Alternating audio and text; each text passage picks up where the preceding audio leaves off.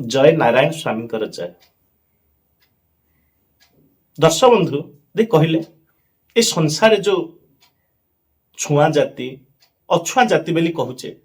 ये प्रकृत कौन छुआ क्या कहवा अछुआ क्या कहवा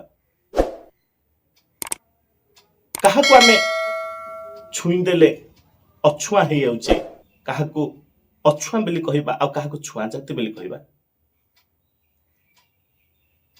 रजग जदि आमर बसन नहीं सफा कर दिए ताकू जदि आम अछुआ जाति बोली कहवा कहले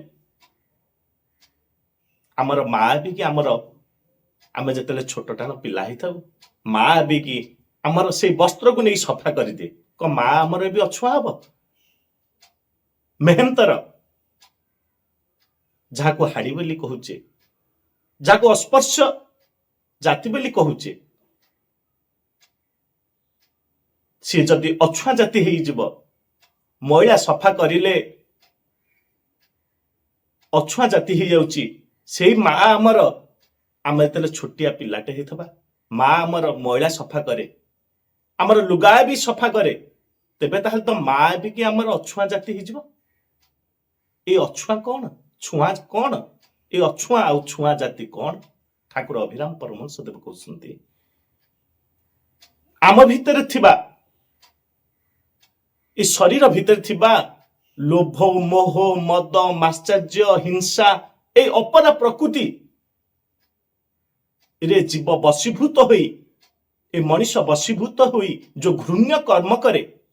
ताको कहा जे अछुआ अस्पर्श आ ए जीव ए मनुष्य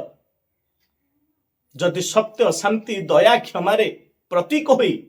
भगवत चिंतन कर्म करे भगवत सत्ता चिंतन करी कर्म करे ताकू कहा जे छुआ जाति जेपरी जगन्नाथ मंदिर को जीवा पाई चारोटी द्वार अच्छे जी जो द्वार बट गले गरुड़ खंब ठारे मिलित हुंती आ गरुड़ खंब ठारे मिलित होई जगन्नाथ महाप्रभु को दर्शन करती ठीक से प्रकार पंथा होची भिन्न भिन्न मात्र लक्ष्य होची एक परमात्मा को शरणापन्न आम हवा से परमात्मा स्वरूप जीवात्मा आसी तेणु ए गुण कर्म को नहीं छुआ आ अछुआ जाति ताए संसार प्रचलित होची तेणु समस्ते एक होचे आम भगवान को संतान प्रत्येक जीव माने तेणु गुण कर्म को नहीं जी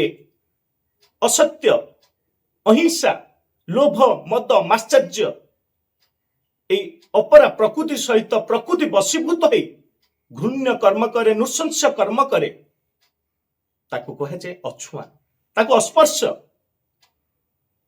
आ जे सत्य शांति दया क्षमार प्रतीक हुई भगवत सत्ता चिंतन करे जो परमात्मा मो देहरे अछंती से परमात्मा सकल जीव मानक भितर अछंती प्रत्येक मनुष्य मानक भितर अछंती मु काहाको अछुआ कहबी समस्ते से भगवान कर संतान तेणु यही चिंतन जे करी कहे करे कर्म ताको कहा छुआ जाति तेणु यही हूँ संसार अछुआ आ छुआ जाति।